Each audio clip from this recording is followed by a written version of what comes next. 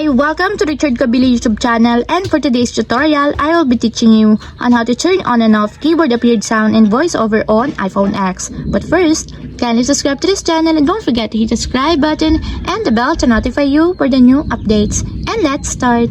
Using your iPhone X, from your home screen first, go to Settings. Then in the Settings, scroll down and find the Accessibility, then tap. Then in the Accessibility, go to Vision section and then tap the voiceover. Then in the voiceover, scroll down and then tap the audio. Then in the audio, tap the sound and have text. Then in this part, in the sound and have text, scroll down and go to System section, then tap the keyboard appeared. Then in the keyboard appeared, find the sound. As you will see, there's a switch button located on the side of it. Then all you have to do is just tap it to enable until it becomes green. And if you want to disable or turn off, just tap again the switch button, just like this. And that's it. We have successfully turned on and off keyboard appeared sound and voiceover on iPhone X.